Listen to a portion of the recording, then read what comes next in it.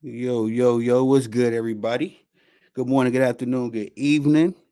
It is your boy Tony the Savant. We are at episode 19. Damn, I meant to put that on the little punch bar down there. But episode 19, ladies and gentlemen. I got a special guest today.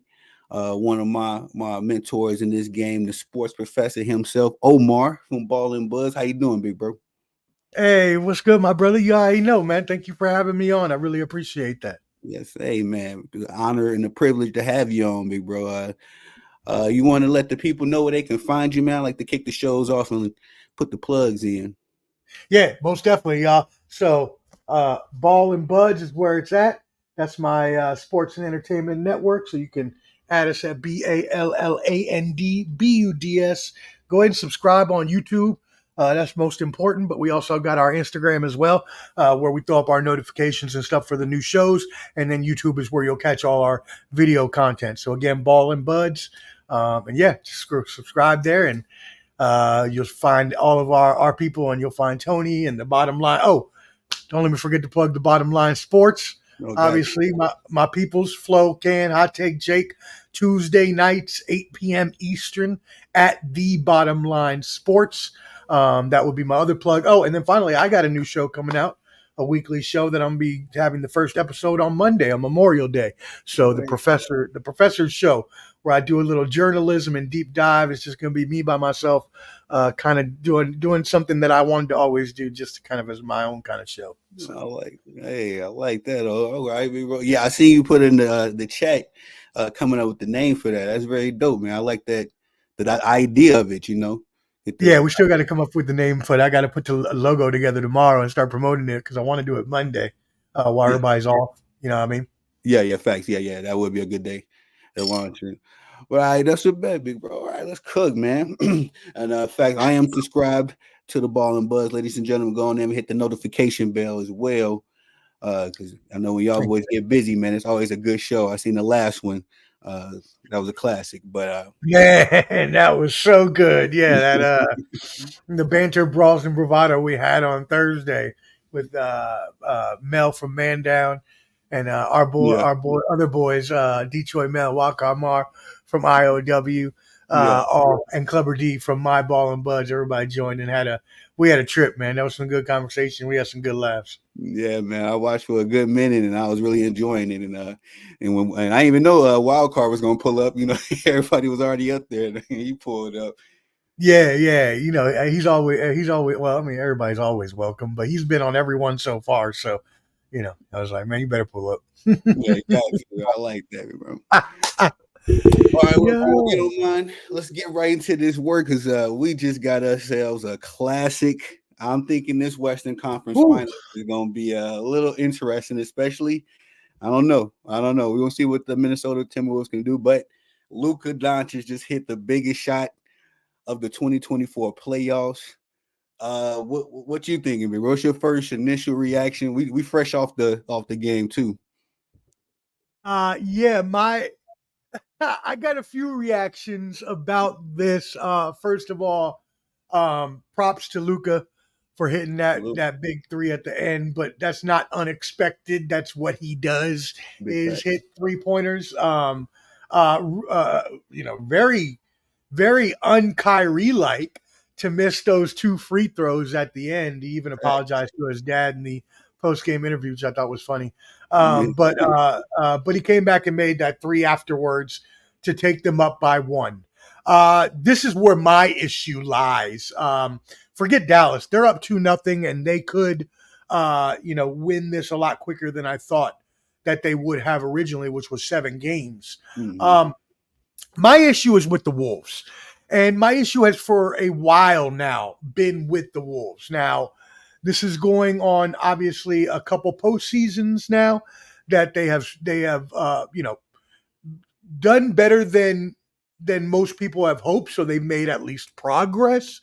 But then once they start getting that real good momentum, like last year as well, and this year, and you think, oh, they're going to get over the hump, then they start to either struggle. They start to either get tired. They start to either make young mistakes, a lot of different things. But the thing that hurts them the most is whatever kind of coaching and things they are play calls and designs they have decided to have to install with the type of team that they have constructed. They Mhm. went out and paid Rudy Gobert all this money. They brought him in knowing that it was going to have to be a putting a square peg in a round hole sort of puzzle, because you have Cat there, and Cat is basically the opposite big man of Gobert. Mhm. So now they're running this, and they've been doing it since last playoffs and all through the regular season. You would have thought they would have figured it out by now, but it's because it's not meant to work that way. You can't pull players out every play. Oh, we're going to switch offense and defense for Gobert and Cat each time. And then when you have the chance to actually make the right decision and take Gobert out and put Cat or Kyle Anderson in, no, you leave Gobert to get put on roller skates like Doncic done took him out to the local skating ring, danced him around like it was his first date out there. I don't know what the hell was going on. Man. But you can't do that. Anthony Edwards sitting right there 5 feet away, handcuffed because he can't leave his man. Should have Mhm. never left him in the first place. Switch should have never happened. But this is the problem, because you've constructed your team in such a fashion that you constrict yourself to have to make these dumb plays and dumb decisions at the end of game, and restricting your players from doing their best, making them hot and cold, pulling them out the game when they have momentum, so on and so forth. So I mean, if you can't tell, I'm pretty heated, I'm pretty hot at Yeah, no, Minnesota you right got now, and it. they deserve what they get at this point, and they'd be lucky to go more than 6 at this point. That's exactly what I was thinking. And I was thinking not that we're gonna get into the Pacers series, but just the Pacers too, man. Halliburton making those two mistakes at the end of the game last night. Uh, Mm-hmm. uh, I was expecting Anthony Edwards to take a step forward, but then I got to remember the kid, 22, 23 years old. So my thing with Anthony Edwards right now, definitely, lived up to the hype.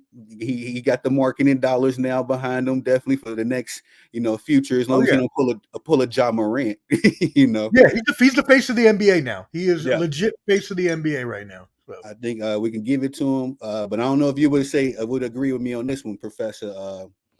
I think that he's gonna have to learn how to close. That's the next step in his evolvement and his development. Is that all that hitting the threes and in the first to the third quarter, that's cool. But quiet as kept, he's been getting bailed out by Naj Reid, Jaden McDaniels, Cat. Go Burr close game 7. Nobody's seen that coming, so Mhm. Yeah. it ain't been Anthony Edwards hitting the big shots. He's hit a 3 here and there to get keep the momentum going. Mm-hmm. But I think that he's going to have to definitely learn how to close. And just to segue off your points, Professor, the true the people that's developed and been through the ups and downs, Luka and Kyrie, they know how to close, brother. They when the lights are the brightest and everybody Yep. talking greasy, that fires them up. Yep.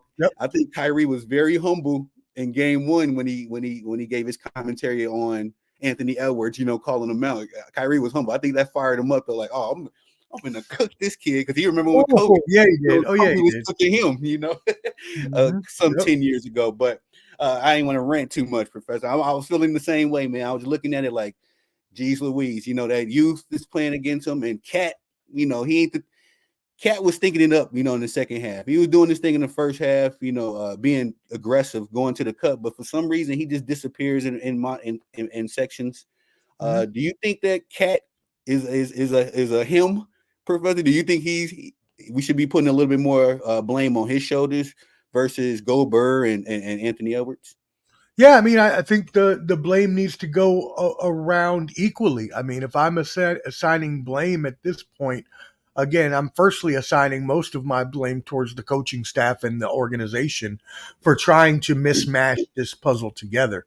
Yeah. But then I'm putting it on the players, because at some point they'd have shown flashes of greatness together. I mean, when they took out the Nuggets last round, their suffocating defense and the way that Gobert played, even though Cat didn't have that great of a series, their team together was amazing. But as you mentioned, and as I talked about as well, the inexperience has caught up a bit. Again, maybe the dysfunction of lineups, I would have to say makes up a lot of it. I think as well, Edwards has hit a little bit of a wall at this point in the playoffs, and maybe is losing a little bit of gas here, which I guess is very hard for me to say for a 20-year-old kid who should have boundless amounts of energy. Yeah. I think I'm talking about myself more, but you're right. He needs to if and again, he is the face of the league. He's the most boisterous. He's an alpha. But yeah, if they really want to go far, he has to be the one that's closing the game every single time. And in that situation tonight, not switching. Get the hell out of my way, Gobert. Go over there. I know. We know. Well, everybody in the building knows Luka's shooting the damn ball. Right. Why am I going to let you get cooked and you over here 5 feet away trying to block the ball when I would be a much better defender on that play? Mm-hmm. So, the blame needs to go around, but really it goes to the organization as a whole, from the GMs and the front office to the coaches. So let's see if they can put it together. They're going to have to bring that defense back very tough. Because as you mentioned, Cat has been struggling. Yeah, Cat is a him. I do think so. I think he's a number 2. He's a good number 2. He's not a number 1, but he's a good number 2, especially with Edwards. They get along well. But you're right. He struggles, and he has periods where he disappears. And if you have that, and then you have Gobert, who doesn't play any offense, basically, you put yourself in a disadvantage. That's a great point. And forgive me, Professor. I think the coach from for Minnesota, he came from Denver, right? That the winning squad. Are you familiar? Chris Finch, yeah, he was assistant coach on Denver. Yeah, yeah, and I think the organization, man, they were trying to pull a Warriors in the opposite direction when they got Rudy Gobert. They was trying to, think years ahead and get the Twin Tower, they were going back on. But yeah, I think that even the philosophy may have hit a wall because this is a jump shooting league. It's been that way for 20 years now. Started with those those old Spurs, and then the Mavericks picked up on the blueprint, and the Warriors kind of took it to the next level. So it's no more that having too many guys on the court that can shoot. If Rudy could hit a 3 like Naj Reid, the Naj Reid and Cat dynamic kind of works because Naj is big, he's long, but he can also hit a range shot. So, and that's the other thing. Why is I know he can hit a 3, but why is Reid taking the last shot of the game? Yeah. That's a problem with me as well. And one of my biggest issues, and I almost forgot about this, I absolutely hate one of my biggest it just grinds my gears. One of my biggest pet peeves in basketball is when teams are down 1 and they shoot a 3 when they have enough time to drive the ball into the lane, into traffic, try to get fouled and get a good shot off. Don't take a 3 when you're down 1. You have Anthony Edwards right there that could just bowl everybody over and go to the hoop. They ain't going to call it on him at home in the 4th at the last play of the game. But no, you give it out to a big man who, may be a good shooter, 3-pointer shooter for big men, but is not Anthony Edwards and is not even a top 5 player, maybe his top 5 player in team, not even a top 3 player on your team. He should not be taking the last shot of the game is the whole point. I agree. Yeah, that's completely on Anthony Edwards. When he got the ball, and I was like, all right, 3 seconds to go. I think everybody thought the same thing. Like, all right, come on, kid, this is your moment. And I think it was more kudos to Dallas's defense. That they were able to lock him up. He was trying to get to the hole, but they locked him up. I get it, but at the same time, live or die by you, brother. Live or die by you. At that point, you're right, bro. You got to take the shot. I'm heaving something up. Whatever Naj Reid can do, I can do better in this time frame. I'm not passing. Thank you. I'm not passing it. I'm not passing the ball. No, I'm not. If we're going to lose, we're going to lose because I missed the shot. Amen. Yeah. And this is where all that, I've been saying this too, a little bit of that front running. When you're winning, you're doing a lot of this. But when that pressure's on you and you really have to step up, I didn't see too much of that yiggity yakking and waving to the crowd tonight. Yep. Yeah. There was Luka was, as he was telling them, it's effing me and waving to the crowd. See you later, B. He was cursing the whole crowd out, waving them off. And after he cooked Gobert, you could see he was like, "Yeah, F you, big man. Who you trying to block?" Yeah. I was like, I didn't never understand. Michael Jordan talks so highly about Luka Doncic. I seen it tonight. I'm like, oh my God, I ain't seen nobody a lot of guys hit the shot. I didn't see Steph hit a shot. I didn't see KD hit a shot. I ain't never seen nobody really hit the shot and just start talking crazy. Like, Yeah, damn, look, he ease looked up, like bro. he looked like he wanted to like cut his throat. I'm like, oh hey, Yeah, like, keep that Eastern European shit over there, son. We in America. Yeah, big fact, calm like, down. Son. got offended. He was offended. Rudy tried to hold him. I'm like, For respectfully. real, I understand, it man. hurt his heart, it hurt his soul. He was like, oh hell. Yeah, Oh man, yeah, no, he said some things that were not meant for the airways. But you know what? Whenever you go up 2-0 on a big shot like that, you know how much of an advantage that gives them now, and yeah, they're going back home. yeah. Shit, all No, they got to do is win one. All they hey, got to do is win one. and I didn't been in Dallas, big brother. Hey, the stars are in the mix. Dallas right now, they just came off the World Series with the Rangers. Dallas sports world right now. I feel Yep, bad for Anthony Edwards because they gonna probably be cooking that kid. they're gonna Dallas be is all just over as them. I'm gonna say Dallas is just as bad as y'all. You know what I'm saying? When they come in, when you come into the Boston Garden, it ain't gonna be easy. You getting hassled Yeah, by the crowd. yeah, Referee might be hassling you because he let it the Celtics. So I think it's yeah, gonna be yeah. Anthony Edwards gonna have to, take it, It's do gonna the be, Michael it's Jordan gonna get comparison. loud. I know I've seen stories about decibels and how loud it gets there in that Mhm. American Airlines Arena, if that's what it's even still called. I don't even know if it's still called that or not. Yeah, I'm not. I've been to a couple Mavericks games, but as a Aren't Bulls you from fan, Dallas? Don't you live in Dallas? Or well, I just moved to Idaho, but I was in Dallas. so Well, I was in what? Texas. I know, big bro. Tell me, I'm in the mountains. So where is that a place in America? Does that place exist? I didn't even know people Man, were from. I didn't have never met anybody from or lived in Idaho. Wow. hey, me neither, big brother. Look, I'm out here. I'm so isolated. I'm so like I'm never gonna see anybody I know. Like, that's the crazy part. So I'm out Are here you just there for starting work? new. Yeah, partially work, and then as far as family goes, my wife, her mom is out here, so she's been a Oh. big help. She would come down while we was in Texas. It was just me and my wife there, and my wife's from California, so Wait, uh, was she born and raised in Idaho?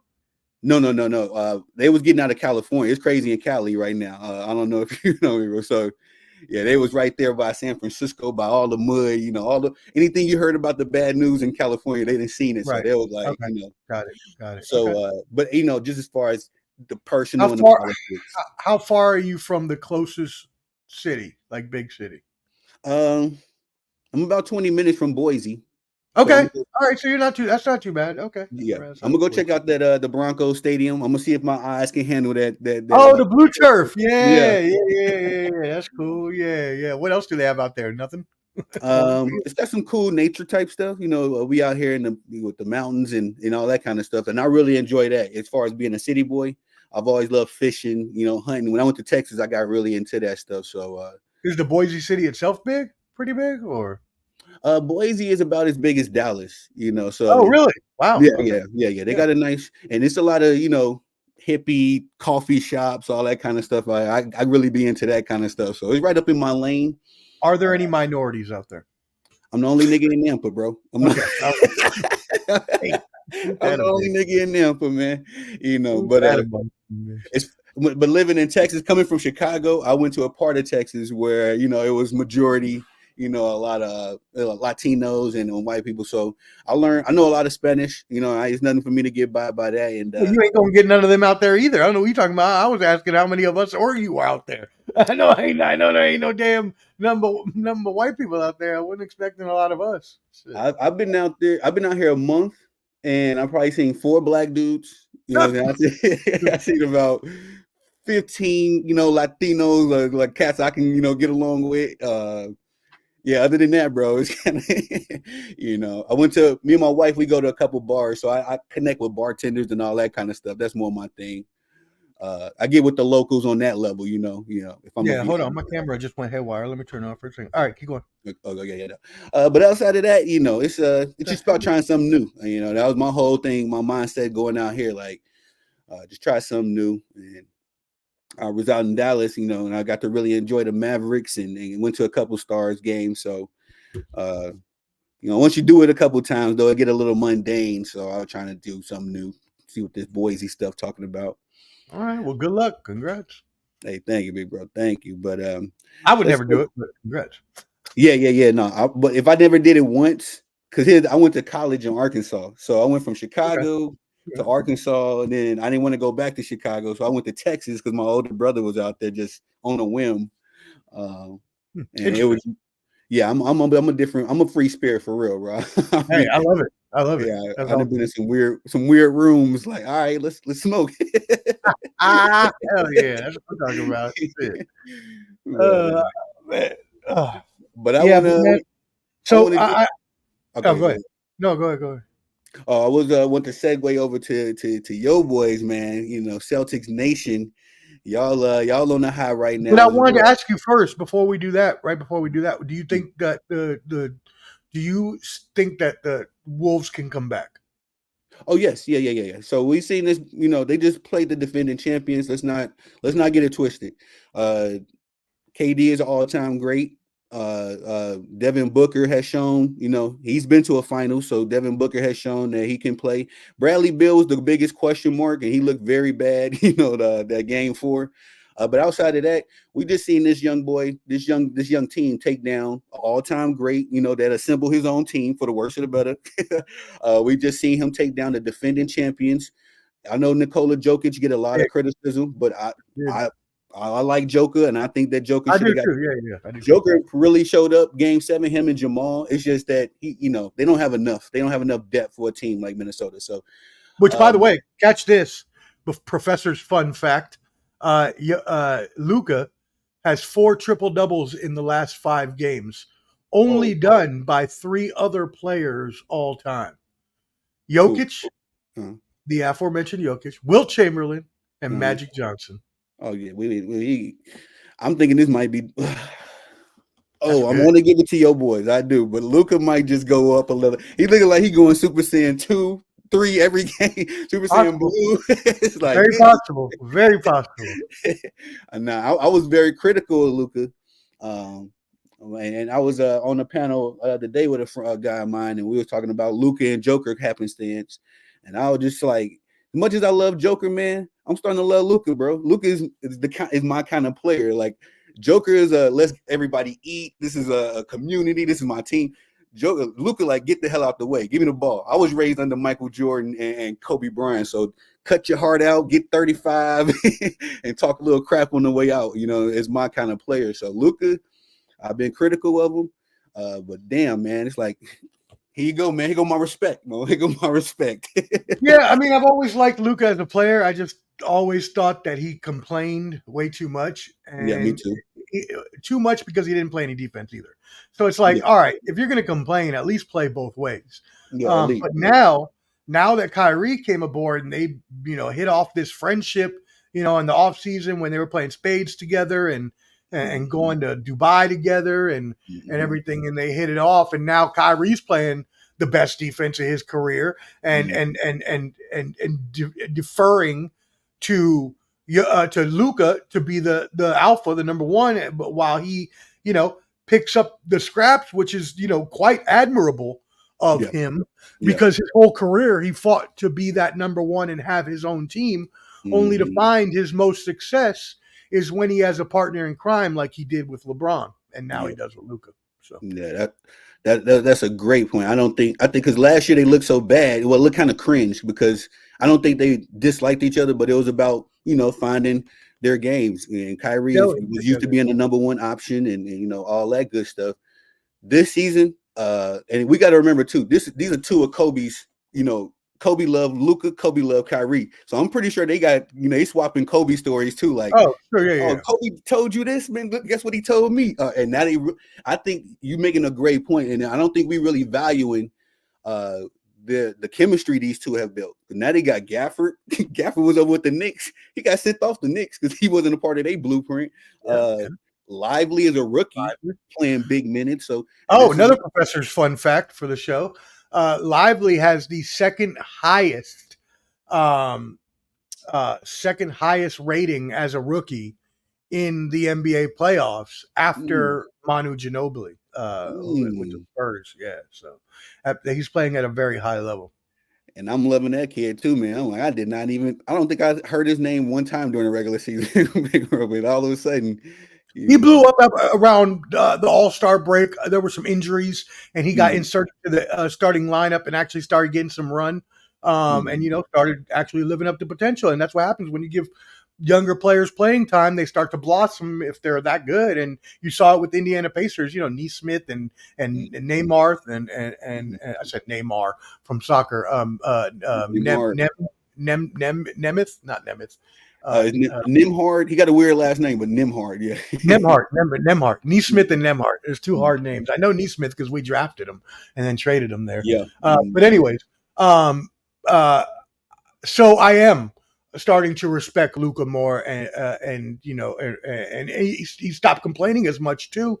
Yeah. I think, or maybe it's just not you don't see it as much because he's playing at a very high level. But even Jason Tatum, who I got mad that he complained so much, he's doesn't complain as often anymore either. So I think like these team formations, these teams that are actually full construct teams that complement each other, hold each other accountable to the standards necessary in order to be a great team. And that includes, shutting your mouth and not yelling at the refs, all the time. And I'm sure Horford and other veterans like that have made that known. So, Mhm. Yeah, that's a great point. It's part of maturing. I think, I think this the NBA is partially, and we all know it's entertainment to a degree. I think all these dudes take acting classes, man. yeah, You know, they're like, hey, they gotta go visit Denzel, especially you in the big market. Like you gonna see yeah, Jack Nicholson. Like, come on, by, let me show you how I win a Grammy. Like, if you yeah, get exactly. hit. So, Right. Yeah. Take the whole thing. Just go.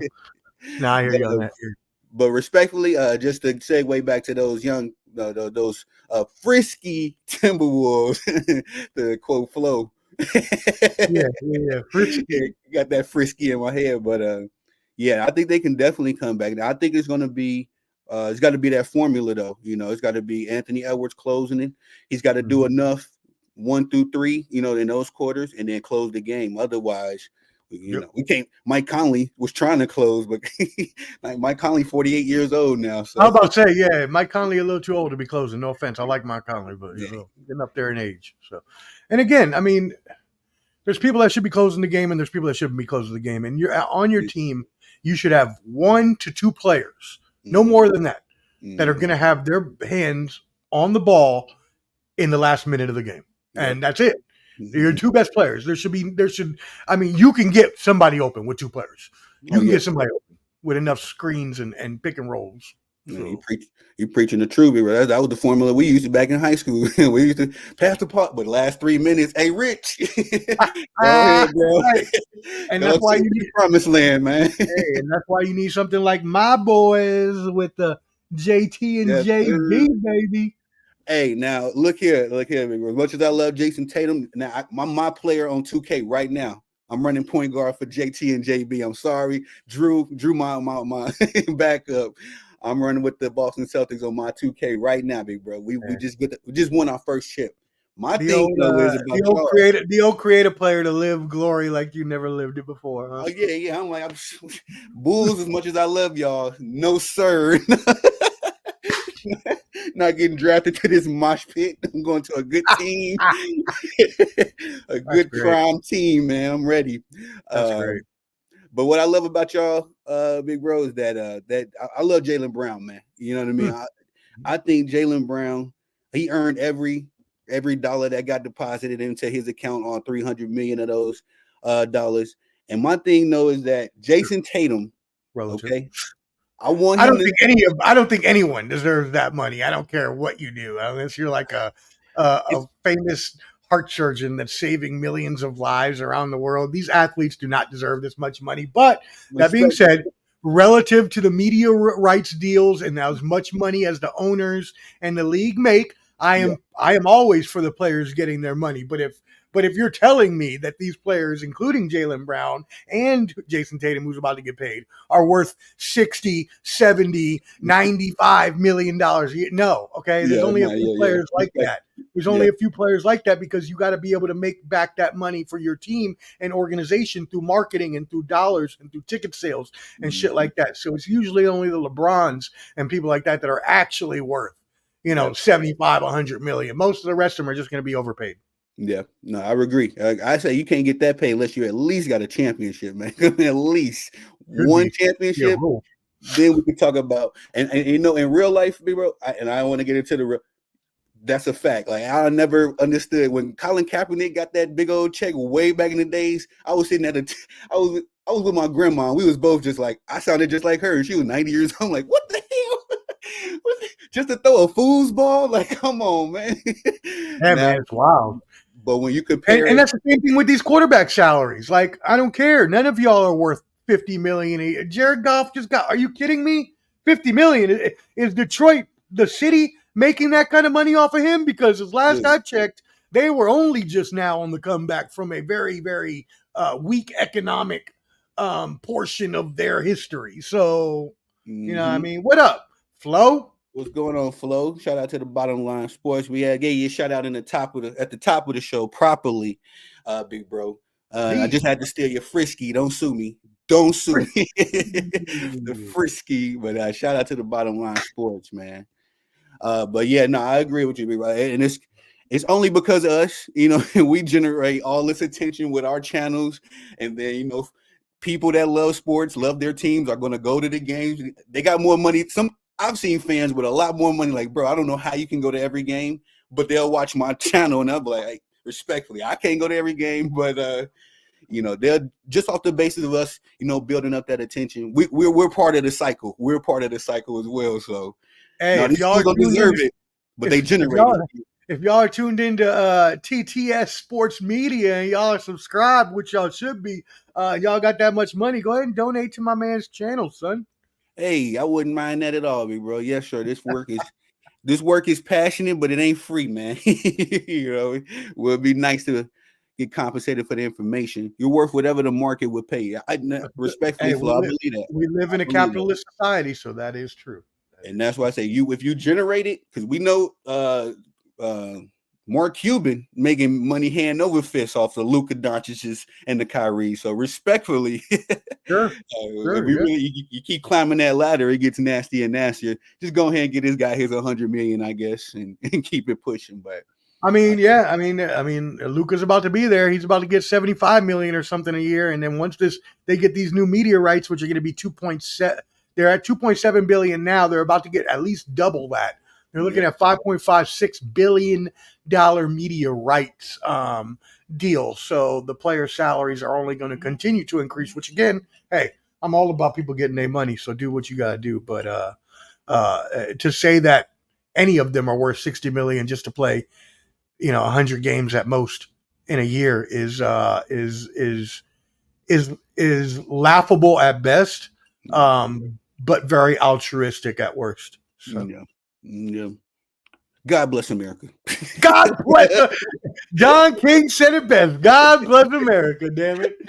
And you can be a damn YouTube streamer these days, have no talent, and make millions of dollars. So hey, whatever. Bro. Well, we gonna chop it up about that, bro. We gonna definitely chop it up because I like how you cook, man. You really a professor, big bro. You start putting all these elements into each other and cook up these good conversations. I love it. But I want to know what you, because you're the number one Boston Celtics fan. I know my right hand man, Paulie Corleone. Shout out to Uncle Paulie Entertainment. He a big Celtics fan.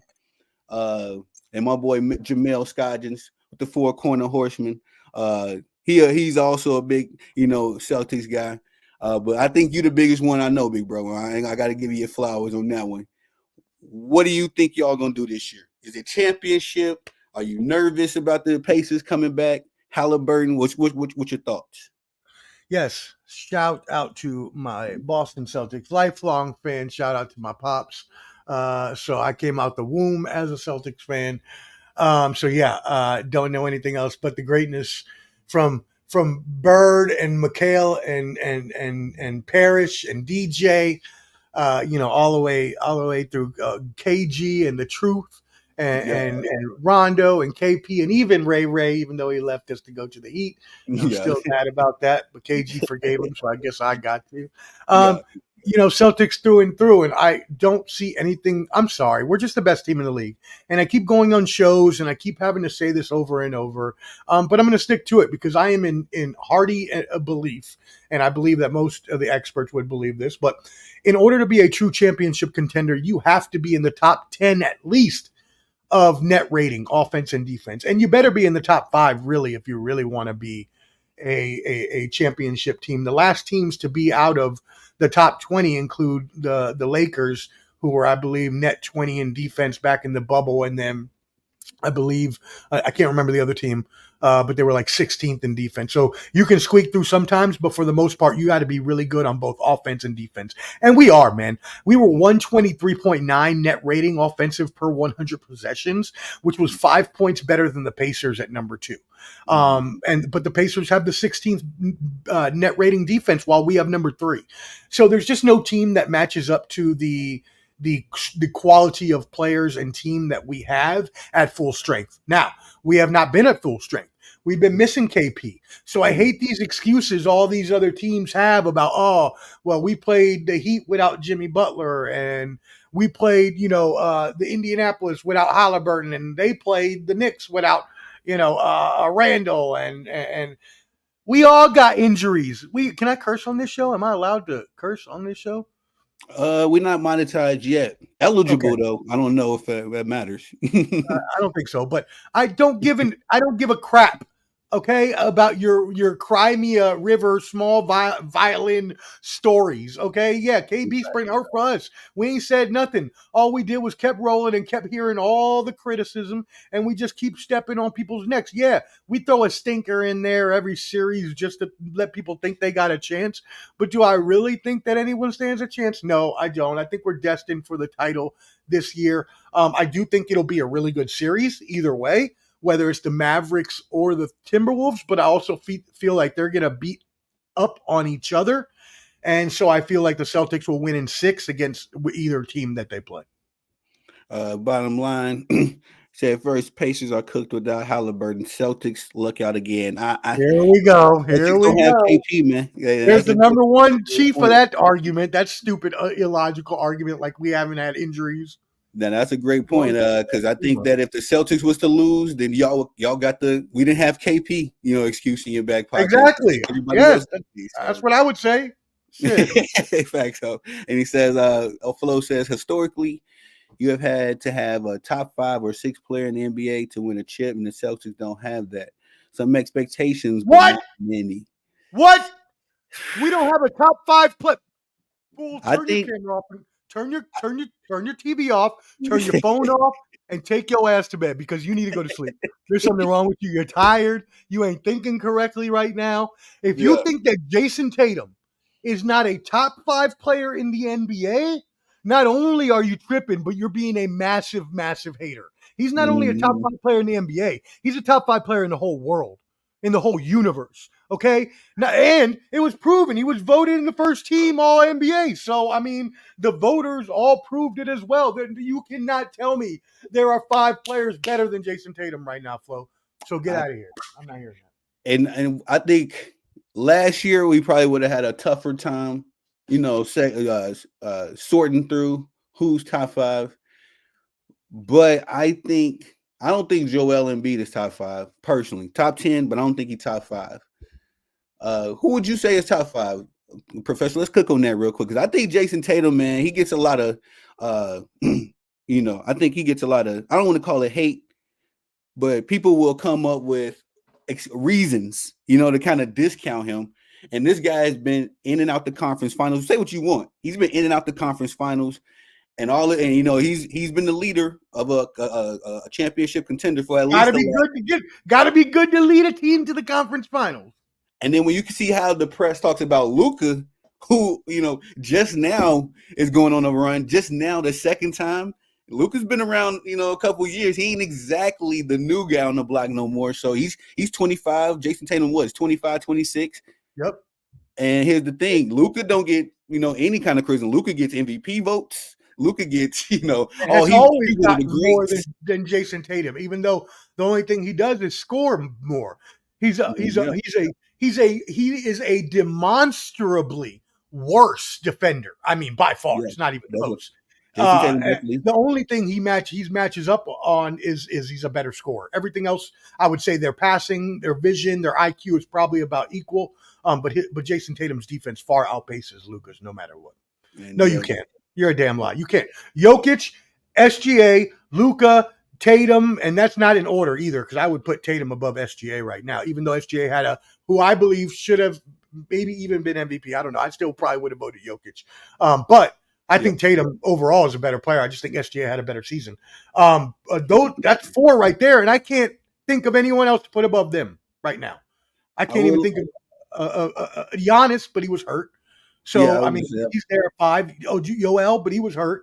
So I'm not giving them, sorry, you got hurt. You got to come back and play. I'll put Giannis at number 5. I'll put Giannis at number 5. Yeah, I was going to say, I can't think of anybody respectfully outside of Giannis, Joker, Lucas. That's like I say, I'm only because I've been a little bit more critical of him. I think, we could probably say him and Luka at the same level, man. I think the whole MVP voting thing is a narrative that works against Jason Tatum. When you look at his resume, he should have not gonna say look at his resume because everybody holds his stats against him, but he has a legitimate number 2. Ant-Man's not better than Tatum. KD's not better than Tatum at this point. Donovan Mitchell's definitely not better than Tatum. I don't even know what the hell you're talking about now. No.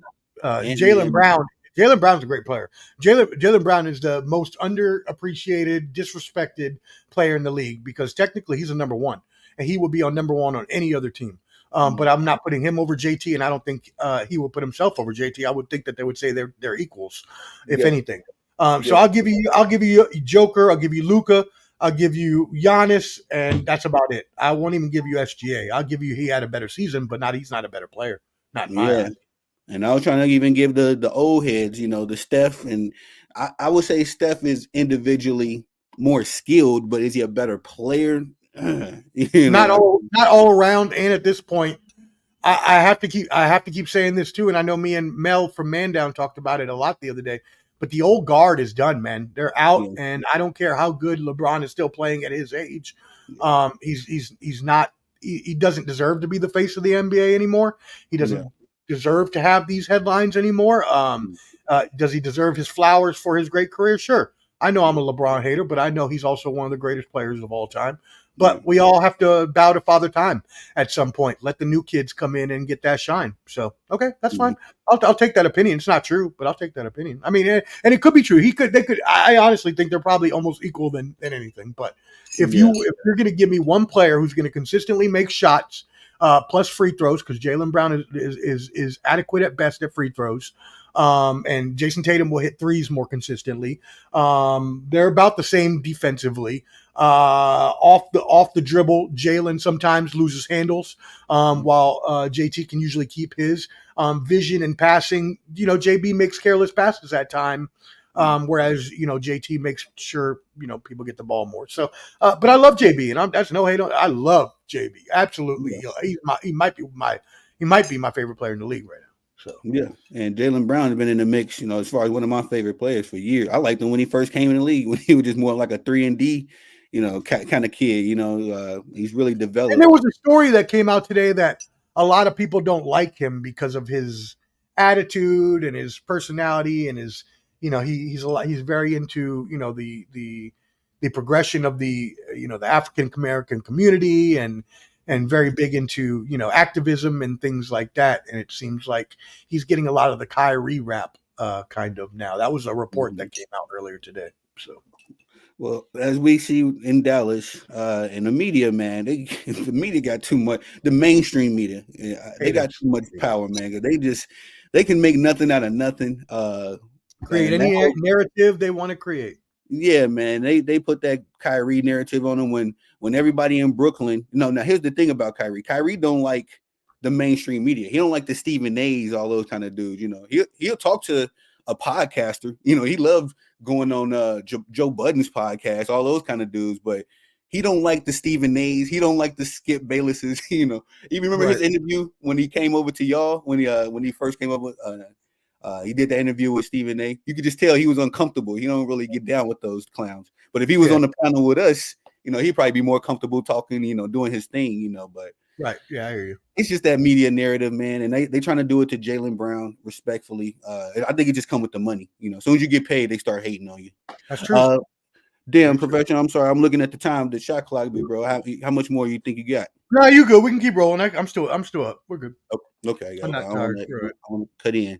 But mainly, I just wanted to get your finals predictions on this basketball stuff.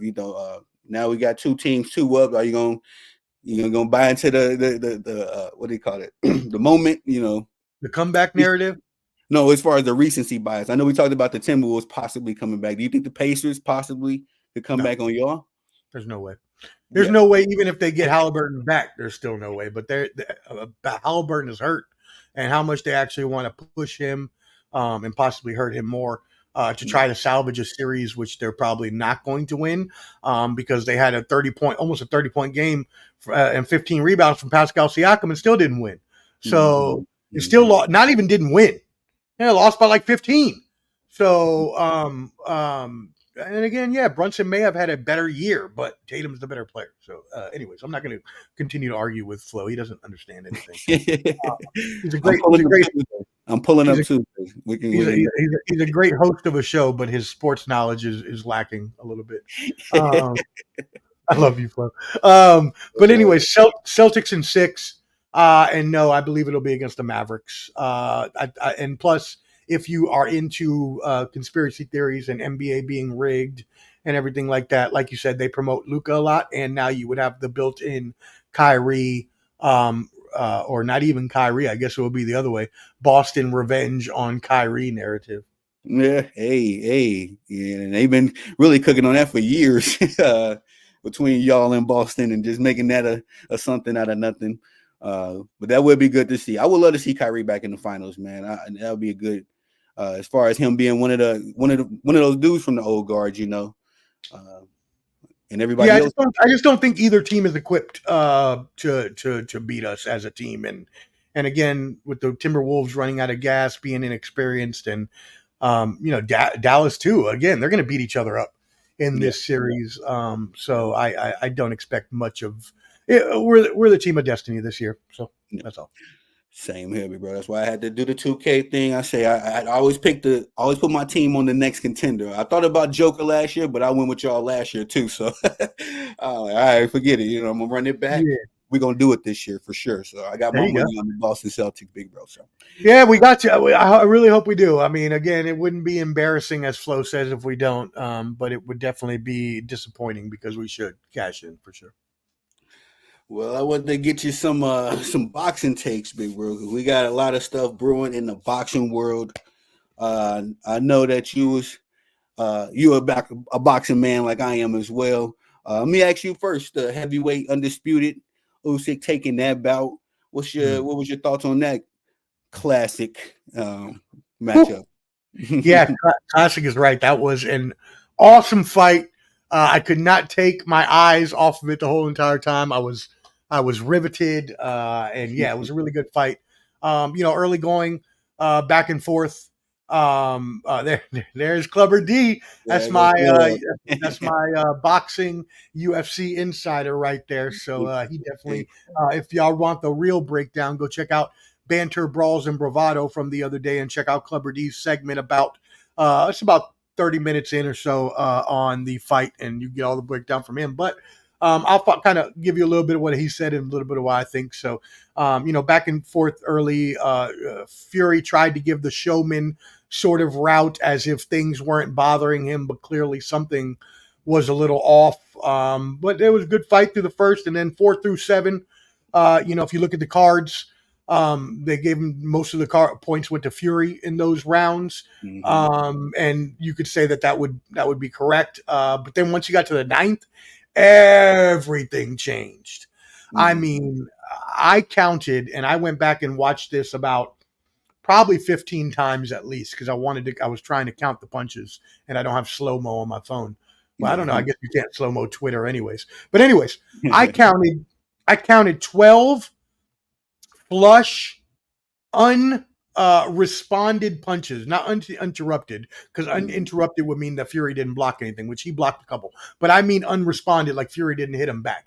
At Yeah. least 12 flush punches that Usyk landed in the 9th round that had Tyson Fury looking like a Tasmanian devil, had him dancing the Macarena and the two step and the Dalai Lama and whatever the funky chicken and the stanky leg and whatever the heck he was doing. He went from one side of the ring to the other. It looked like a Nintendo game the way he was bouncing off them ropes, son. And he got saved by the ref. He got saved by the ref. I know people want to say he got saved by the bell, but no, I'm sorry. As Clubber D has pointed out, and as real boxing fans know, if you're knocked out standing on your feet, it's still a knockdown and should still be counted as such. And the fact that it wasn't called earlier and he waited till he fell on that last rope all the way and looked like he was about to slumber all the way down to hell, like. While that was like, it should have been stopped before that, and so the ref saved him.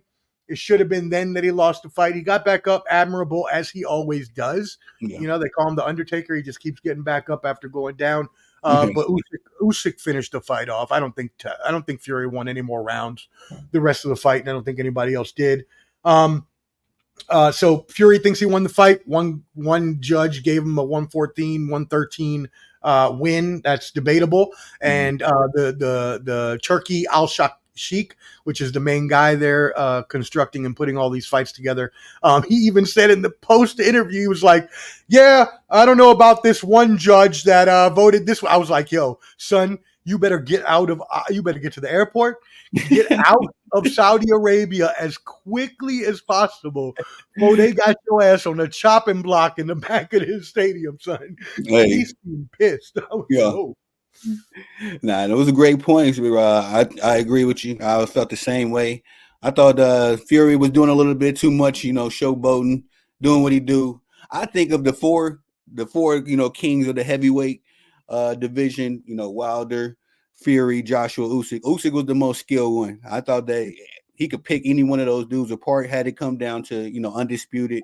And not that I was rooting against Fury. I don't really feel left or right about Fury as far as him being one of my guys. Usyk is one of my guys. So I was like, hey, look, we going in there, pick them apart. We might have that size difference might be a problem in the first few rounds, but Usyk goes against every time he fights a giant, so as far as his stature being compact. So I wasn't worried at all. I kind of seen that 9th round coming, and once he put that flurry on him, I counted 14, big bro. Maybe it's a little cap. I was capping though, because that's my guy. I was like, oh, that was 6. At first it was 16 when I was watching it live. So, well, no, I saw 14. I saw 14 on Twitter a bunch of times too, and that's why I wanted to go back and count. So I only count, and I'm talking flush. I'm talking like, you know what I'm saying, without Fury blocking it. I'm talking like Usyk just landing the left jab, landing the left hook.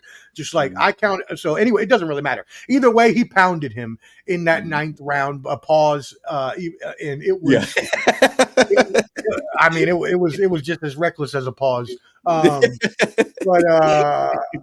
yeah, no, I agree. I thought at first, like when I first the visual. It was the optics of Fury being this hulking big guy and the cruiserweight. I agree, Clubber D. Yep, Turkey Al-Sheikh is bringing boxing back for sure. Saudi Arabia, they are the new mecca of boxing. Las Vegas no longer is. They will be the mecca of UFC. But for sure, Saudi Arabia is now the mecca of boxing. But anyways, that the optics, the visuals of the hulking Fury and then the cruiserweight sized Usyk, I was like, man, Fury does, physically have the upper hand, but Usyk's the better boxer. I think most of us have found out now at this point. So if there was a debate before, I don't know that there can be one now. They will have a rematch in October, I believe, is what they're talking about now. Clubber D can correct me. But it won't be for the undisputed. Yep, in October. Thank you, Clubber D. But it won't be for the undisputed because the IBF is pulling Usyk's title for the Dubois versus Hergovich, Flip Hergovich fight. Yeah, So it sucks that the undisputed lineal heavyweight champion that we haven't seen in 20 years is only going to last 2 freaking weeks. That sucks, but it is yeah, what it is. I think this sets us up, and Clubber D can correct me again, but I think he may agree with me on this as well. This kind of sets up well, though, for a if Usyk were to, or yeah, I guess it doesn't really matter either way, but if Fury were to beat Usyk in the rematch, then you could set up the Fury Joshua fight that all of UK has been looking forward to for the past 5 years or so. yeah, yeah. That's long. That's another long overdue matchup. Uh, just to answer Flo's question, you think Fury got a chance in a rematch in Sure, come October? sure. I mean, I think that again, he's getting a little long in the tooth, as they say. Hmm. He's getting a little up there in age. I don't know how much his passion is still there. Again, things looked a little off in the fight, even though he was trying to showboat. It still looked like he wasn't as convinced in himself. Yeah, But hey, he looked a lot. I'll tell you one thing: he looked in a lot better physical condition. Like he yeah, was cut, he was looking good. So if he can, and they fought now. He has tape on him. Go back, right? Find the weaknesses, find what you missed in the fight, and mm, and try to get back after it. But in terms of being the better boxer, being younger, and things like that, I mean, the favorite's obviously going to be Usyk. But yeah, Fury could win. Fury yeah, could. yeah. And I don't see why not. It really, if Fury can bounce back and look like the Gypsy King, because I always say it's Tyson Fury out there joking around, but when he boxing, he the Gypsy King. If you get back to Gypsy King, I don't think he's ever gonna be the greatest heavyweight ever. There's too many names you could throw out there, but I'll I leave never you. thought that he was going to be that anyways. Like Yeah, even if he was the lineal champion, I don't put him over Lennox Lewis, Mike Tyson, yeah. Muhammad Ali. I never would have. It's So yeah, smoking Joe for me, big bro. I think smoking Joe catch you with that left hook. It's curtains for you. Smoking Joe Frazier, baby. Yeah, I mean, that's even my Larry Holmes was underrated as hell. I mean, he ain't gonna come be on. your greatest, but he was underrated. Yes, George sir. Foreman. I mean, come on now. I mean, ugh, man. Yeah. When Turkey when I can't say his last name, when Turkey said that Alashik, Larry Holmes Alashik. is Alashik. Mhm. Okay, I've been butchering on other panels. I'm not like that's my dog though. Yeah, don't do that. You might end up on the chopping block too. So make sure you say it right. A la chic, baby. Turkey a la chic. I always say I got this Chicago accent, man. I can only really say like 100 words. Anything else, I gotta say it slowly and pronounce it. Like, Why is my really camera acting today so bad? yeah, Anyways, keep going. the Keep going. audio Keep keeps going. pushing. Your audio is good, but the camera, yeah. Camera keeps going out of focus for some reason. I have no clue why. Anyways, continue. My bad. Oh no, it's fine. I want the Flo was asking who's winning between Wilder and Zhang. I say Wilder gotta win to bounce back, but who you say, Professor? He doesn't have no choice. I Yeah. said this on the show the other day, but after his last fight, um, he looked very distraught. He Mhm. looked very hurt, like in his soul. He looked like like a defeated man. His post interview just seemed like a disoriented guy. Like he thought he won the fight, even though he had been completely, destroyed the whole match by some guy that most people have never even heard of. Yeah, Um, yeah, so and after the match again, he's like, I don't know what I'm gonna do. I got to go home and think about things. My family's important. And when it gets to that point, and you start talking like that, things are starting to go downhill. So he has to. And yeah, I agree. They've been looking to that fight so long. They're waiting for that, salivating for that. mm, But yeah, you're right. Wilder has to have this fight because if not, his career is over. yeah. He has to have this fight against Zhang, who has knockout power. The last few fights he's knocked out plenty of people, as we've seen. But yeah, Wilder.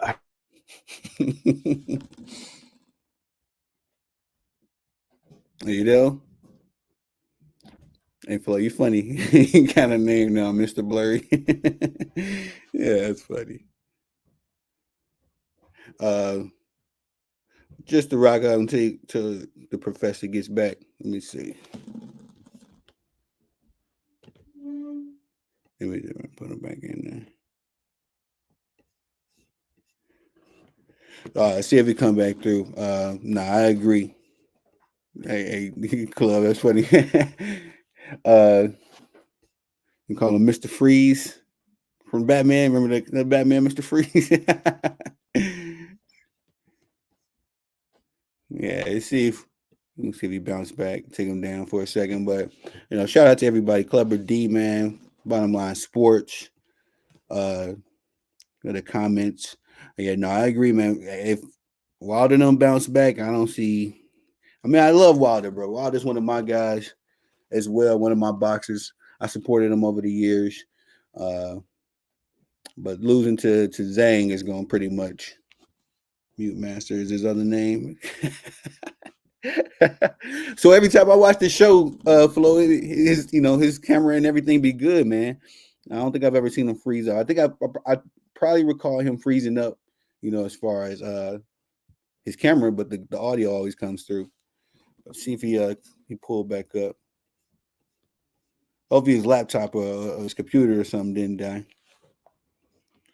Wilder has an amazing run, but I blame PBC for not giving him. Hey, yeah, same club, same. I was really happy that he went over there and started working with Turkey, with that guy. You know what I mean? To put some life back into his career. Because if Wilder stayed busy, stayed active, how he wanted to stay active. Wilder was trying to stay outside, but PBC, man, and everybody be talking about they the quote unquote they all for black boxers. I can't tell. Them niggas will freeze you out quick. He got his Wi-Fi at the 7-Eleven. Nah, don't do that, Flo. Don't do that, Flo.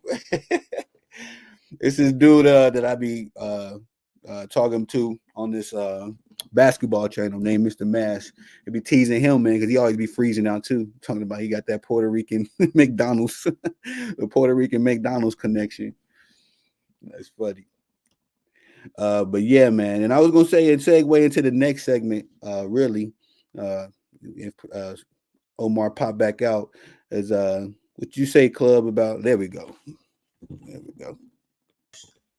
My bad. You good? Freaking You good? Flo jinxed me. You see what happens? Yeah. See? You see what happens, Flo? When you try to wish bad things on people, and that's what happens. Things happen to people. Now I hope you feel bad. I hope you feel bad because that's your fault. Hey, they was giving you a hard time, man. It was I got the Wi-Fi from the Yo, what? You know what? I know you've been praying on my downfall, Flo. I know it. That's cool. I feel you. I feel you. All right. You were the one that took my Wi-Fi out. Oh, look, now my sign done fell. Flo. Oh, no. What you got a pin cushion over there? You voodoo with me over there, man. You Voodoo dog. my sign. Hey, for real. Get two brooches. You know what I Hey, mean? just don't touch the Boston hat, man. Don't touch the Right. Celtics hat. It's Don't the touch the championship year, man. or the crown jewels, please. Back to what we were talking about. So, yeah, Wilder really needs this fight, or his career is going to be done. So I'm rooting for him. I love Wilder as a fighter. I want to see him back in the big fights. I think he's still in, amazing. He keeps himself in phenomenal shape, for a new word. Phenomenal shape is what he keeps himself in. So I hope he gets the motivation back and wins. Oh, you know what, Flo? I ain't got no time. Thank you. Yeah, I hear poking in me. He got a little Omar voodoo doll. Yeah, I hear poking. Yeah, and with a little voodoo Wi-Fi box right next to it. Right. He takes the plug out the voodoo Wi-Fi box, and all my stuff goes away. My boy, I love it. No, I'm definitely going to come by Tuesday, man, because I love what y'all boys y'all got going on, man. Definitely have to pull up. But I want to get into this next segment because Festa, I usually we usually agree on a lot, but I think we kind of got a little bit a different perspective when it comes to this Ryan Garcia saga. It's been very interesting. Now I just want to I want to say this, man. I was proud of Ryan Garcia when he defeated Devin Haney, respectfully, because I thought that Ryan Garcia needed a good big victory after, he was pretty much getting crucified after that Tank fight. Everybody was calling him a quitter. They had him fighting Rolly. I mean, he could have got up and he didn't, and he got up just fine after the bell rang. So, I mean, And that's why Look, I said, just say no mas. Just say no mas. It yeah, happens sometimes. You get a liver shot like Tank gave him. Like, hey, that's okay. It's that's what okay, I was, baby. We feel you. That shit hurts. Hey, no yeah. ma. I don't want no more. I wouldn't want to get hit in the chest by Tank, so I ain't gonna sit here. What? No. I ain't What? gonna sit here and say you should have did nothing or The first whatever. time he would have hit me with a shot to the nope. That's it. Goodbye. Yeah. I give up. Throw in the towel, please. How much money did we make already? Good enough for Good. me. That's good enough. Yep, let's go. Pay window. Let's go. Hey, man. No, but I'm not, and I know where we're going. I know where you're going with this, but I'm not Flo. I'm not Hot Take Jake. I'm not a Ryan Garcia fan per se. I have thought that he. Oh, here we go. Clever D called it. Clever D called it. Wait 2 damn seconds. Wait, Flo, you was so mad when he was using God in all of his tweets about how he ain't do nothing wrong. And this now again, there's reports that came out today. Reports that came out today, there's no verification to this yet, but there are reports that come out today that say that the amount of ostarine that was in his actual sample was at the point billionth of a percentage, and that he tested negative a bunch of times up leading up to the fight. So that and again, not verified yet, but the report that came out is since he had tested negative that whole time, and that he tested at a very low amount, that it could be a supplement, tainting of a supplement that someone tainted him with. Now, do I believe that? I don't know. I honestly believe that, as great as a boxer he is, I think he has a lot more mental health issues at stake in his life that he needs to deal with. And that's coming from someone who has dealt with a lot of mental health in their life and with people in my family and things like that. So I know very well about this. And it's clear the signs that he puts out there, the calls for help and things like that. But I hope he's innocent for his own sake, because I thought that was a great victory for him.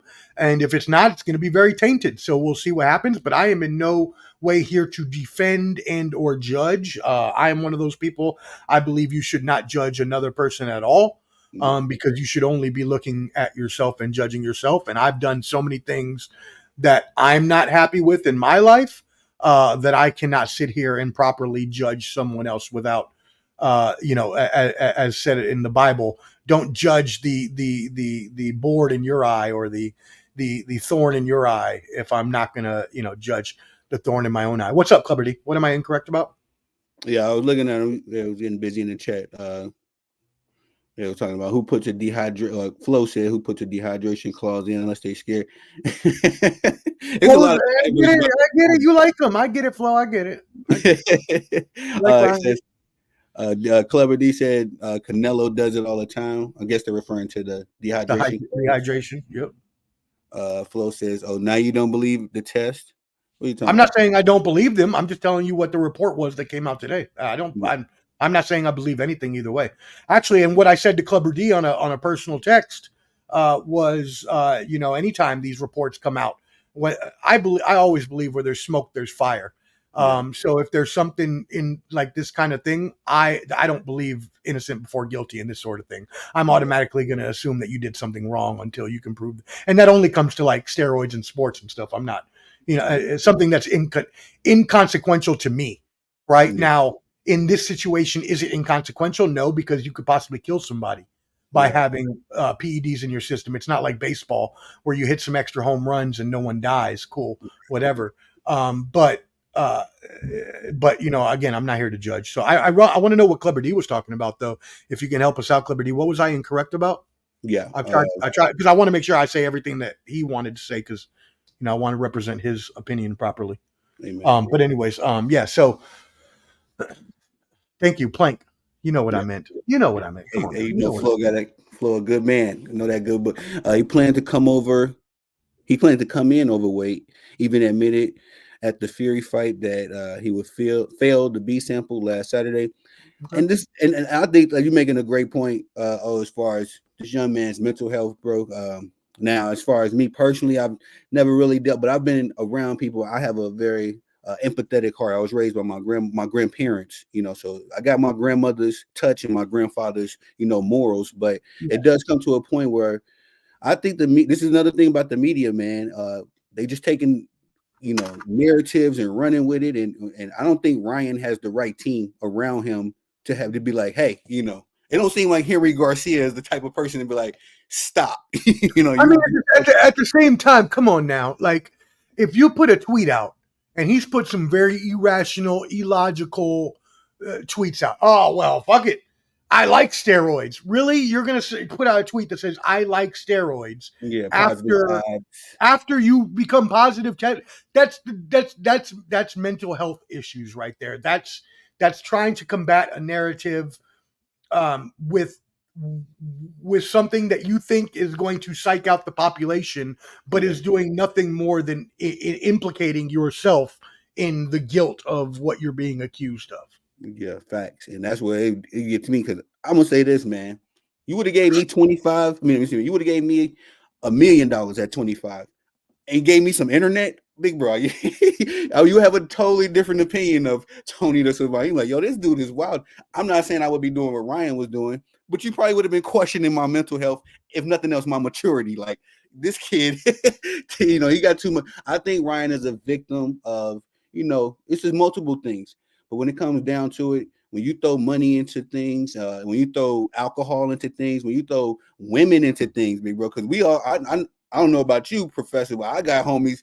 You put some pretty girls around them, they gonna be totally different. And I love these dudes, these my brothers, but I know, when the pretty girls come around, we go out for a drink.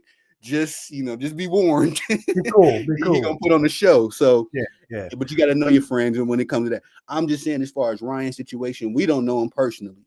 No, making a good point as far as mental health got to be accounted for. He was saying some very alarming things, before the fight. But before the fight, they were saying, "Oh, he's crazy," he's a clown. When people say crazy, my grandma used to say, when somebody calls you crazy, they're just dismissing you. They're not trying to give you the time of the day. I agree with that. Yep. And it gets to a point where we should have been sitting down with Ryan, like, all right, brother, what's going on? This is the biggest moment of your life.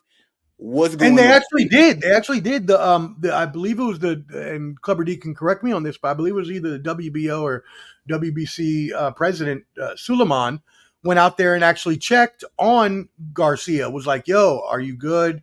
And everything, wanted to make sure that he was good for the fight and in the right mental health condition, because his father was in the same position like 20, 30 years ago when another fighter was in the same position, went out there and fought, and then got messed up and died because they weren't in the right frame of mind. This is the Suleiman family. I don't remember what his dad's name was, but anyway, so he went and checked on him to make sure. And he does need help. I'm sorry and again, I am not judging. I am saying from a point of view of someone who knows. If you think Ryan Garcia is bad in his knew me in my 20s, I was a whole different person. Clubber D knows, and he's probably one of the only people that knows, but I was a miscreant. I was a deviant. I was a heathen. I was many things that people shouldn't be. I was doing a lot of things that a person should not be doing at any point in their life. Nothing, I wasn't killing anybody or doing anything like that, but a lot of things to myself and a lot of things with myself, and that led to a lot of destruction of my own personal, mind, body, and soul. So not as dusty, still a little dusty, but not as dusty for sure. But, and there's nothing wrong. And there's nothing wrong with getting help either. If you need help, like, go talk to somebody. There's nothing wrong with that at all. And I know we grew up in the masculine culture where, and especially in the minority community, the African American, Hispanic community, I don't think I've ever seen my dad cry. I don't believe. But I'm not like that. I'm a very empathetic person, like you. Like, I get everything from my mom, and she raised me to be very like caring for people and feeling what other people feel. So I'm not afraid to. I cry all the time. Like, even when I don't even. I'll see like something like a sad commercial and I'll start tearing up. So it's just the way my mom raised me and the way everything like that. But it doesn't make me any less of a man. Because I'll tell you right now, you think that mean anything? Go see me on the street, because I've many a ass before, and I ain't that old. My Hey, knees may be bad, but I still got a couple in me. If you really hey, want to be froggy and jump, hey, but no, I mean we all go through shit, and I know that back when I was in my 20s, I was a way worse person than I am now. yeah. But I grew, I matured, I made mistakes, I learned from them, and that's all Ryan needs to do. That's all. Yeah. That's very well said, Professor. And that's where you got to shoot these guys in the bill. I've never been one of these kind of people to crucify athletes because, like I say, man, I've played sports. I know what goes into the physical, getting up early, eating crap you don't want to eat.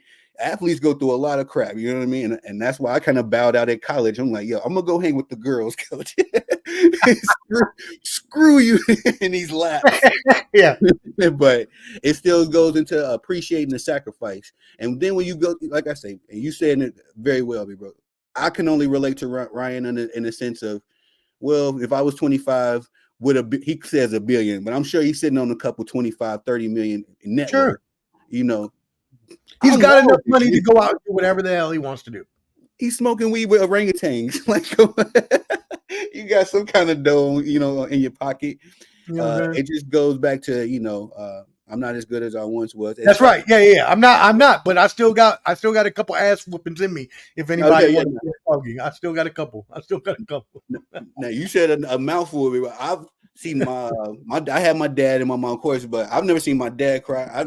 The toughest man I ever knew was my godfather, and he was, old man, old pastor of his church. You know what I mean? Always, he was the distributor of the spankings, if you will. You know, when you got Yeah, to yeah, get a yeah. spanking, you go to see Oh, God. my dad used to beat the shit out of me. Yeah, yeah. I Oh deserved yeah, it yeah, too.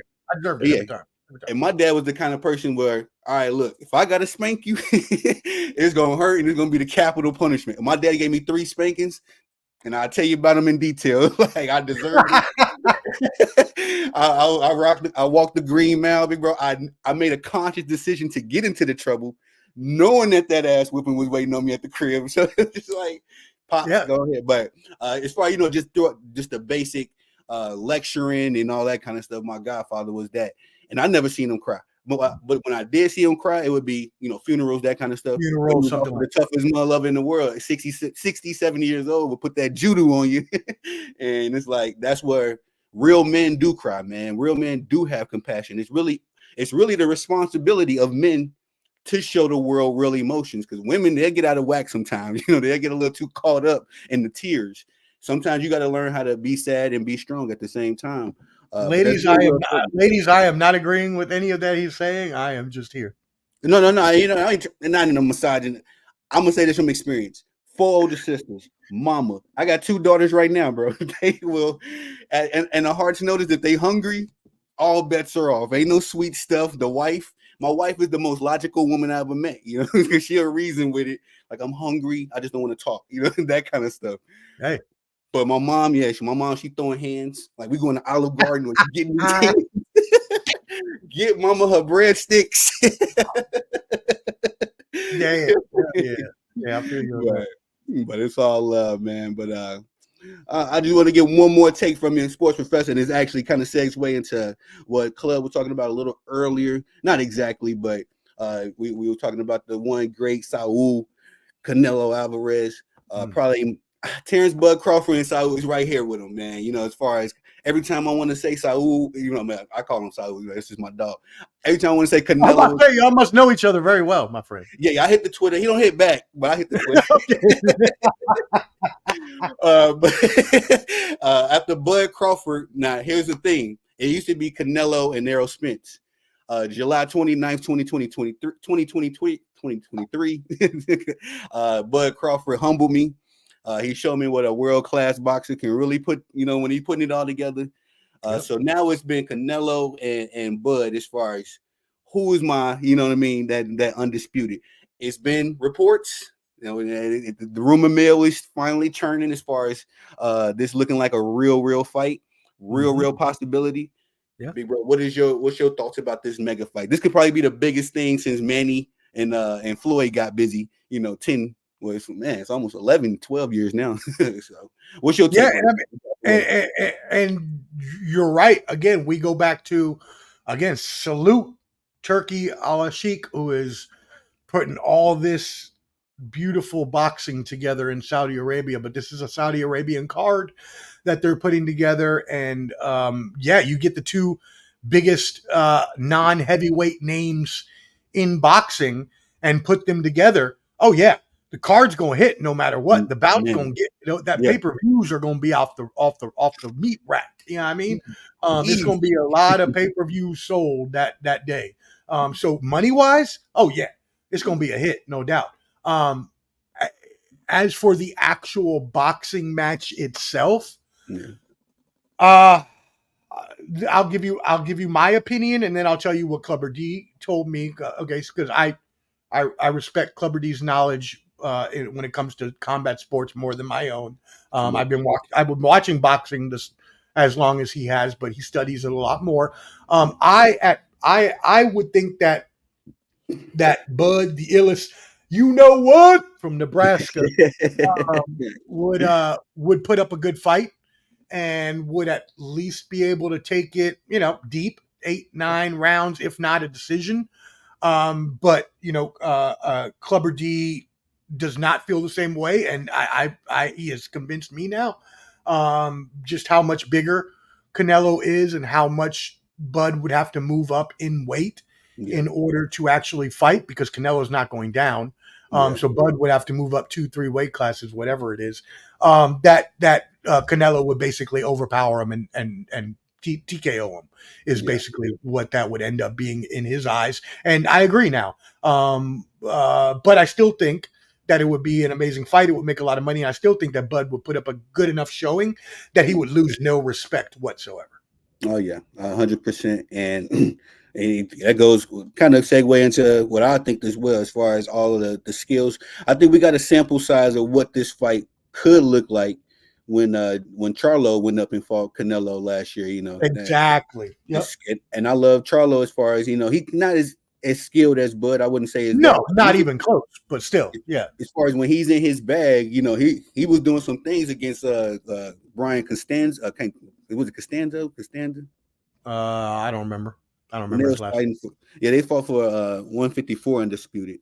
Okay. But they had them a couple, back and forth, and I really got to see Charlo display his skills. But when he went up there with Canelo, man, that boxing muscle, it is not like that. Ain't no Planet Fitness muscle, man. That is miserable muscle. You piling. It has always amazed me. And I mean, again, I've been watching boxing, Olympic wrestling, whatever, UFC, whatever, for a long, long time. And it's always amazed me, especially in boxing, how one weight class can make such a difference. Like 7 pounds can make the complete world of difference in the outcome of a fight, even if the bigger fighter is less talented and less skilled. So it's just always amazed me how much of a difference that makes in a weight class. But as Clubber D always says, that's why they have weight classes. Amen. Yeah, and that's a fact. You say that too. I always felt the same way, sports, especially growing up. So my godfather was also my instructor in boxing, but he was the one that made me appreciate boxing muscle. He was like, "Look, this ain't, you gotta get that muscle, dehydrate yourself, then to a point of miserability, and then fight. You still got to get up, maintain this miserable diet, run. It's just not." And I bowed out playing baseball, big bro. I don't even. I mean, I used to be a wrestler in high school for 2 years, and so I know at least a tiny modicum of what professional boxers deal with. Because man, we're shit. You think high school wrestling they don't work you out? Damn, we was running sprints all day until I couldn't breathe. I mean, they will wrestle in high school will wear you out. But I mean, that's only a fraction of what these boxers and professional wrestlers and UFC go through. And I couldn't even imagine. I would give up within the first day. I'll be like, nah, man, I'm good. I'm good. $1,000. I'm good. I'll go back home. We're good. Big fat. And I'll get a job at the factory. I'll get a job at 7-Eleven. Be good. Hey, I'm a trainer, bro. Give me that $250,000. All right. You go out there and fight those That's right. Yeah, monsters. yeah. Anybody else need a coach? I will coach. Very happy. counselor. Hey, but nah, that's a big fact, sports professor. And Yeah, I just Charlo did have them track shoes on, all fight against Canelo. That is very true. I came up with a motto for that fight specifically. Charlo got paid, us boxing fans got played, man. Because yeah, man, he was Yeah, like, that bro, was. fight. If you paid for that fight, you were highly disappointed. That's for sure. Yeah, and that was the last time I said. Next time I pay for a Charlo fight, it's gonna be the Charlos fighting each other. I ain't playing with neither one of It these. should have been next time you pay for a Canelo fight. That's what it really should have been because he don't. Man, he need to start stepping his. I mean, if he don't fight Benavidez at some point, man, not only are all boxing fans going to be disappointed, but he's going to lose a little bit on his legacy for that. I did not pay for the Jaime Munguia fight. I bootlegged that because I'm in the same boat. I'm not dealing with Canelo's nonsense. As much as I rock with him, I'm one of them homies that would call his homies out. Fam, you too drunk to drive. Give me the key. I'm not playing with you, Canelo. You got to fight Benavidez, my man. Or I would say do the Bud Crawford thing for the aesthetics. First, do that first, but next year then fight Benavidez then because you're getting too old. And if you don't make that fight before the end of your career, that's always going to be okay. Well, you ran away from Benavidez, so how great can you be? Muhammad Ali never ran from nobody. Yep. Mike Tyson ain't never ran from nobody. Yep. You know what I'm saying? Sugar Ray Leonard, Roberto Duran. Mm-hmm. They ain't never ran from nobody. And these and as again, I keep going back to what Clubber D says because he's so smart at this. But these fighters these days are trying to protect their money and trying to protect that zero. Mm-hmm. And anything they can do, whether that means fighting competition that is less skilled and less superior, or even just dehydration clauses. The numerous things that fighters do to get the upper hand. It's made boxing into a less of a sport and less enjoyable than it was when we were growing up, at least. Hey, I was going to say, Club took my. I didn't want to say. Floyd was on my tongue, and then I skipped because I didn't want to be blasphemous. I'm not a Floyd fan. Never have been. I love how defensive. He's one of the greatest boxers of all time. Love it. Same. He is the best defensive boxer, I say, of all time. But I don't like him as a personality or a person or anything like that. So you can be as great as a boxer as possible, but I don't care for Floyd very much. So. Me too, big bro. And that's oh no. What happened? Oh, sorry. Hold on. I don't know what I did. I just clicked. We're still live. We're still going. We good? Okay. Well, I speak on it. Yeah, no, I think Floyd definitely messed the game up. And now, Tank, his number one protege is following that same blueprint. You there? And I'm really hoping the only reason I want Tank to lose. Up in this piece. Say it again. Stop. What'd you say? You was frozen. So I said, I'm not the only one frozen up in this piece. Yeah, man. I'm like, heck, bro. I don't know how I even got shifted over into this dang on. My wife, she like the tech savvy one, man. I be like, can you send this email for me, babe? What were you saying about Floyd? You were agreeing with Clubber D, though? Oh yeah. As far as what he's managed to do to mess up the game, man, because all these dudes, man, they following the Floyd blueprint now. It's not about the Muhammad Ali blueprint no more. Chasing greatness, fighting everybody. Even Canelo, I don't know. I think Canelo got a little bit of that old school dog in him still, but he'll be very picky and choosy on who he fight, which is very. If it was, he wouldn't have fought Munguia. So no, exactly, bro. Because I'm not paying for that fight. I legged it the whole 9, and I don't feel bad about it, not at one bit. Oh, what happened to your audio? That just went wild. Am I still on this live? Yeah, you just got really loud though. All of a sudden, your mic changed. Oh my goodness. You're good. No worries. It's still good. Oh my goodness. We're still good. Right. You're still live, dude. You're good. Oh, I did this. All right, yo. Still there. You see me, sportsman? You keep seeing me? Yeah, I can see you. I can see you and I can hear you. Now I can't hear. Can you hear me? Yeah, I can hear you. Yeah. You hear me? Yeah, I can hear you and see you. You're good. Yeah. I'm sorry, bro. I don't know what I did. Now I can't hear you. But nonetheless, what I was gonna say, big bro, we've been at it for about an hour and 30 minutes. Anywho, I'm try to cut this out and I'm gonna fix these audio. I don't know what's going on, bro. I'm gonna tell the wife, I'm gonna throw this laptop, bro. All good. All good. I There we appreciate you go. having. Can God you is hear good. me? Yeah, yeah. I don't even know what I did, bro. I just keep pressing buttons. All good, all good. Your mic kind of went down a little bit, but anyways, I appreciate you having me on, brother. Anytime you want me to come on, just let me know. I'll come through, and yeah, come through the bottom line. We like having you on, great conversation, stuff like that. Everybody, please go ahead and subscribe. As I said, Ball and Buds, BALLANDBUDS. Go ahead and subscribe to YouTube. Add us on Instagram. And yeah, catch us. Catch the next two shows again. My show will be coming Monday, Memorial Day, brand new show. I'll be talking sports, politics, culture. So it's going to be a little new, like Stephen A. kind of format that you've seen on YouTube. I'm going that kind of way now.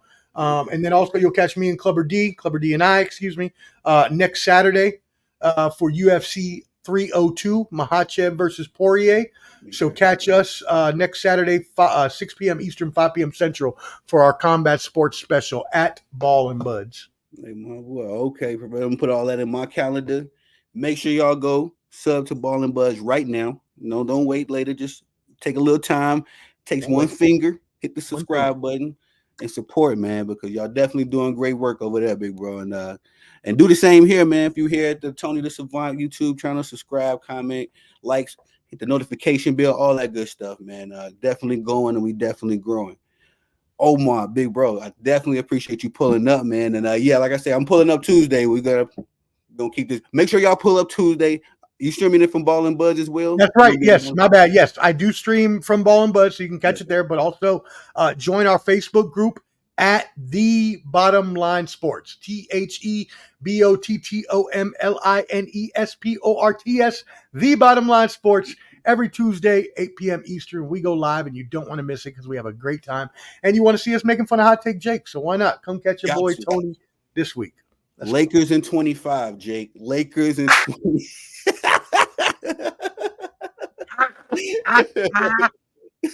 On that note, I am going to sleep. I have a volunteer event in the morning. Shout out to Mission Continues, my veterans group. And also on that note, shout out for Memorial Day to all our soldiers, everybody who passed and gave their lives for the freedom of us in this country. Also all our veterans, my dad, Flo, Canteen, Clubber D, myself, all of us who've been in the military, shout out. Hey, appreciate y'all, bro. Y'all the real superheroes, man. The real Justice League, big bro. Appreciate your services. Appreciate you, brother. Love you, man. Have a good night, man. Yes, sir. You do the same, big bro. We out.